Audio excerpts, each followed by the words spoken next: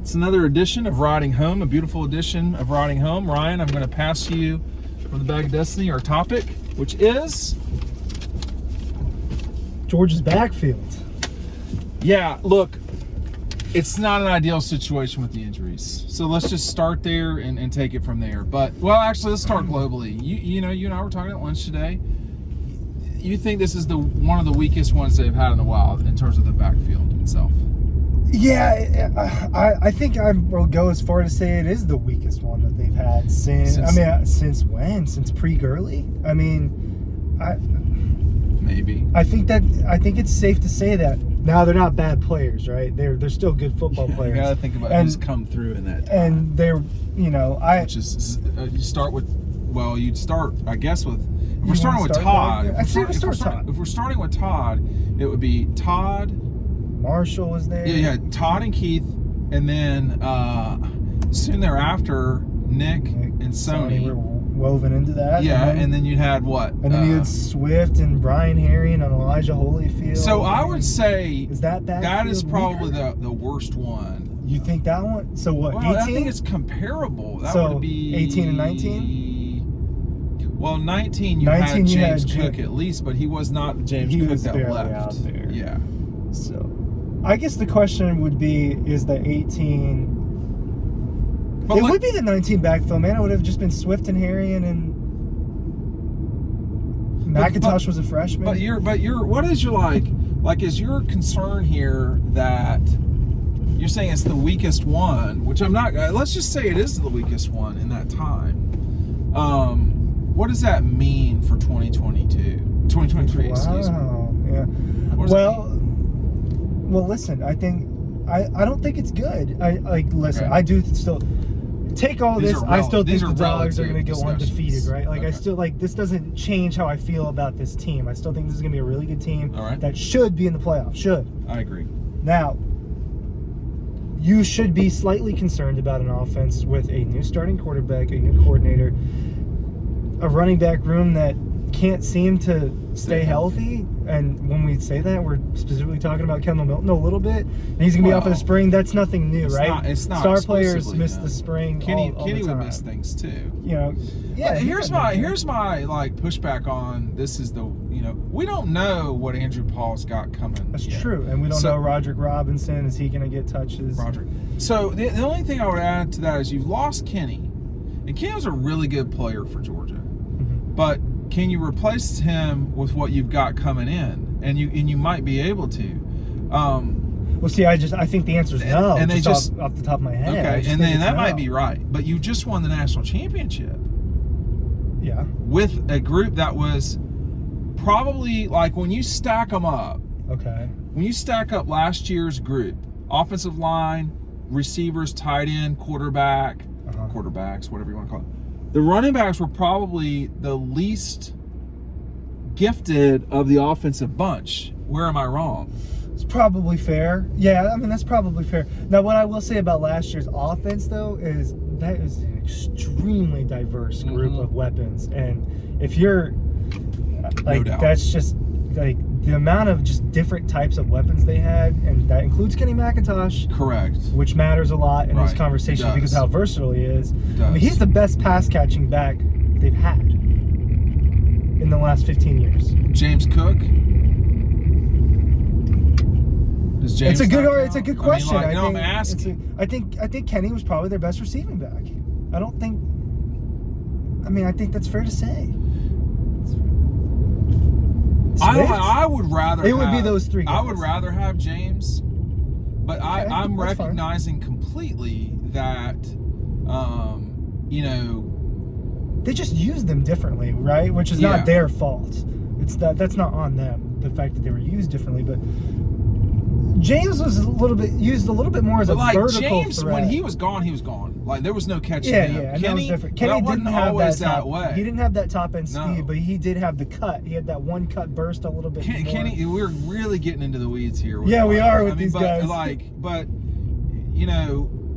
I've been a big Kenny guy this whole time, and so maybe I'm knocking on the door a little bit too hard. No. He's really, really, really good. I mean, I don't know if he's a first 4 round guy. I don't know. I'm not sure. James was. He was. Zamir was not. I think he was around 5. I To the can't- Raiders, I believe it was can't 5. remember. I believe I it was can't 5. remember.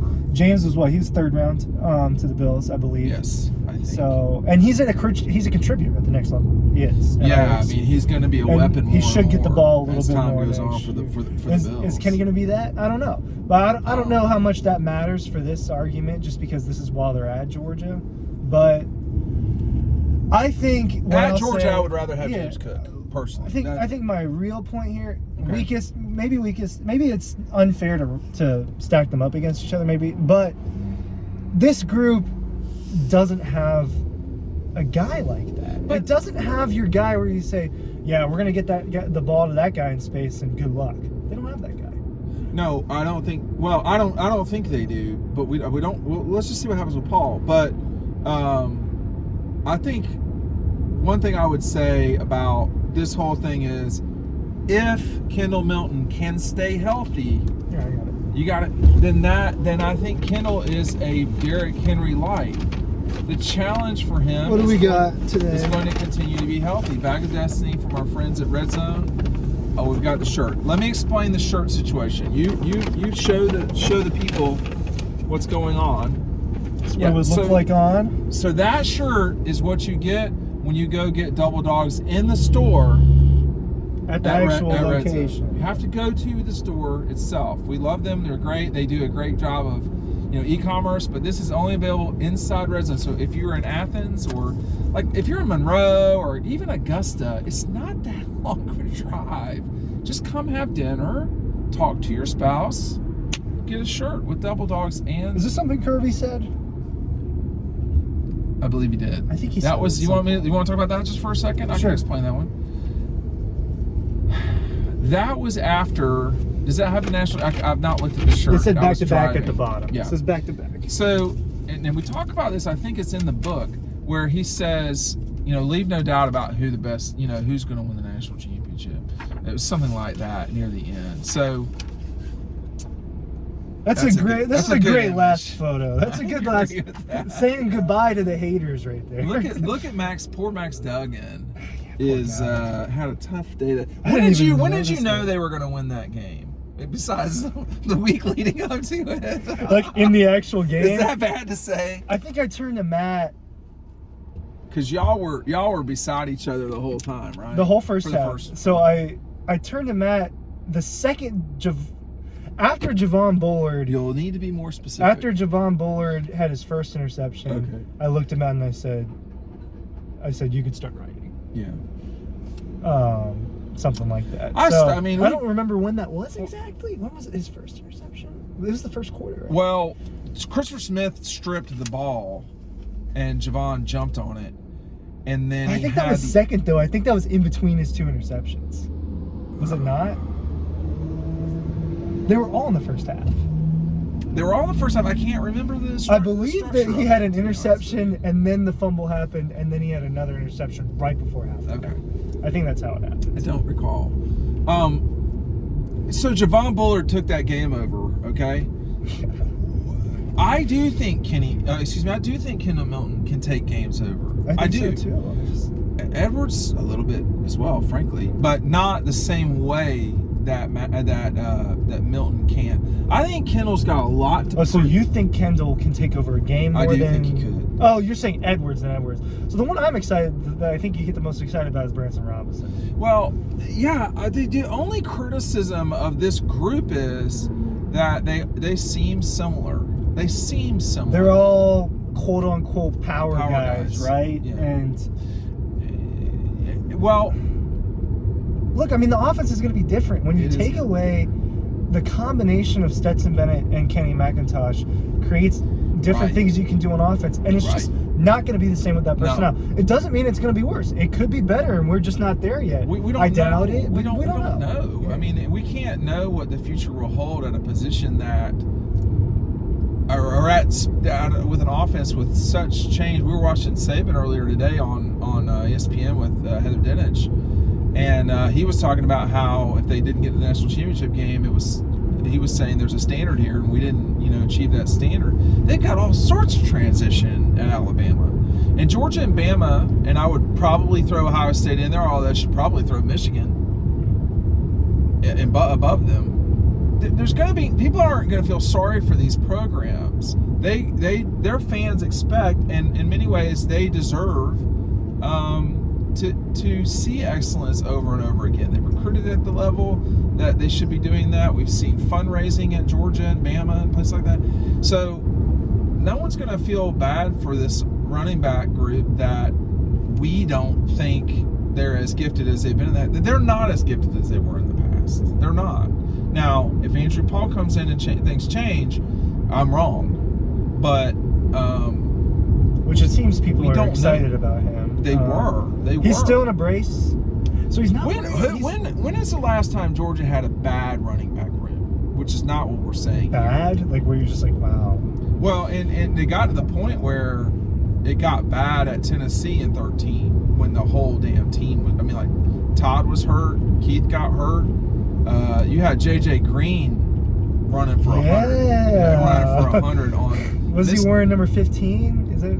He was not. He was a very small person that should probably not have gotten a scholarship at Georgia, and he was slashing through Tennessee. That was the day when it was like, this is not like. They lost the next week to Missouri at home. That cost them the SEC East that year, believe it or not. So.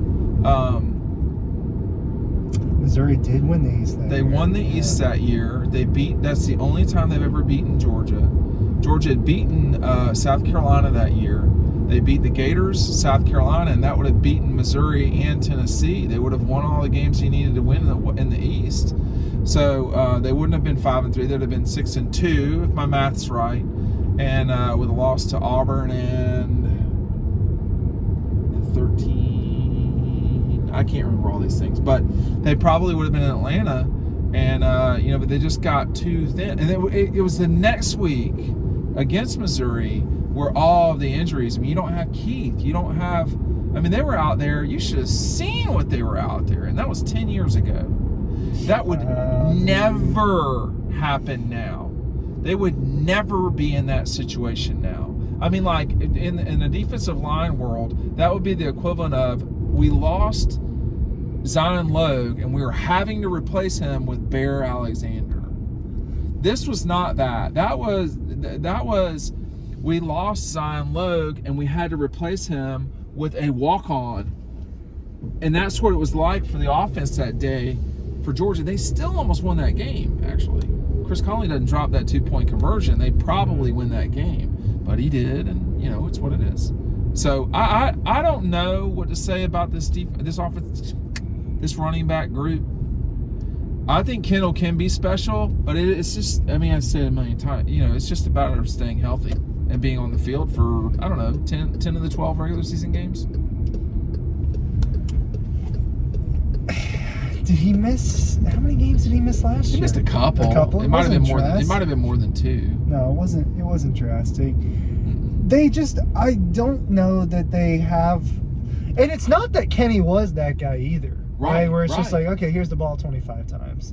Right. But he brought a different element that I'm not sure these guys have. I just think the offense will be different without someone that can receive out of the backfield the way that guys like Kenny and Swift and James did. Yeah, they don't have that right now. They just don't have that right now. So I think you will see a little bit more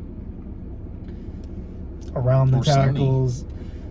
Yeah. I mean, they've had that for some time, and they probably don't have that. But we'll see what happens when the injuries get settled away.